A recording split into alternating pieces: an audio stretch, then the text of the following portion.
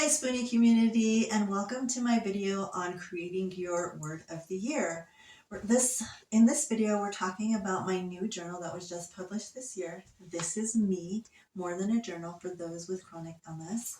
And in this video series, we're talking about how to use the journal to create your best life while you have chronic illness. And today's video is on creating your word of the year. I started doing this a few years back, and it's been a game changer for me. Creating a word of the year can guide your whole year, even when your body doesn't always follow a plan, which makes it a perfect way for us to have some kind of focus for the year, but have enough flexibility for our chronic illness bodies that we can still manage flare-ups and all of the other things that come along with chronic illness and disability. So let's talk about creating your word of the year. What I like to do is find a cozy spot where I can sit down and brainstorm. How did last year feel? What went well? What did I want or hope that went different? And what can I do this year that can make it a better year for me? And how do you want to feel this year? So those are some things to think about when you're sitting down and brainstorming what you want your word of the year to be. And your word could be anything. It could be patience, because you need more patience with your doctors or your family or people who don't understand your chronic illness. It could be courage, because you need more courage to advocate for yourself or for a family member who's sick, or just courage to find your voice again, whatever the case may be. For me this year, my word is love. And I chose that word this year for a couple of reasons. One, because chronic illness has taken a toll on my relationships, and I really want to prioritize relationships this year and build back that love and trust with the people who are most important to me. And the second reason I chose love is because I'm working on my next poetry book, which is so exciting and just fills like every cell of my body with joy and hope. And that poetry book is focused on love poems, poems about being a parent, so parental love, and poems about relationship love, love for your partner, poems about love for family and friends, and poems about self-love, and poems about God's love. And so that will be coming out in a little while. So that's my word of the year, love. And let's just focus a little bit on how you want to use your word of the year. So once you've sat down, you did your brainstorming, you know what your word is, you put your word down in the journal. Now what are the next steps?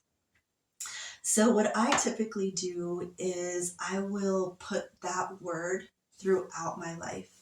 I'll put it on my phone, so it could be like your screensaver on your phone or your homepage.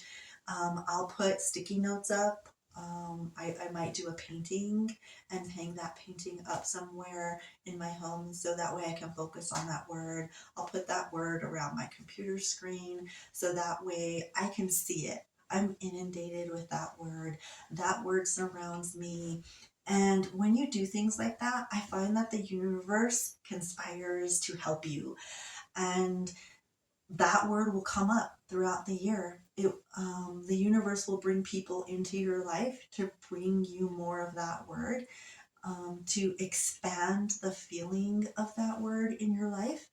And it's so amazing to be able to like come back to your journal and write down all of the things that happened throughout the year to really impact, expand, and bring about the feeling of that word in your life. And so I highly encourage you, if you have never done a word of the year before, this is the year to do it.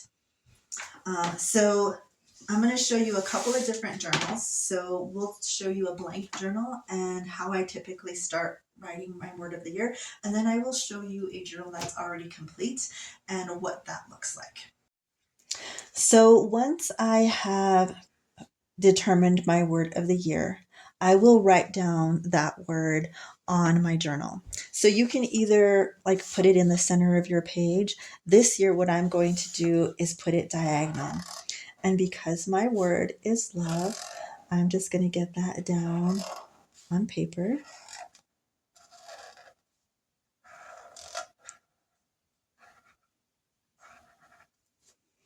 And for those of you who are curious, these are acrylic markers. They're my favorite because they don't bleed through to the other side. And if you press lightly, then it can be transparent. So then you'll be able to actually see through it like a highlighter. So once you have your word on there, you can then draw pictures. You can put a sketch in. For those of you who are sticker lovers, you can put stickers around it that have to do with your word. What I also like to do is like throughout the year, as the universe conspires to help me and things happen, I will write down some of those things so that I can keep track of what has happened throughout the year in regards to my word of the year. So let's say that this year I made a new friend. So the universe brought me a new friend, and that friend added more love into my life. Or perhaps I was able to connect with an old friend.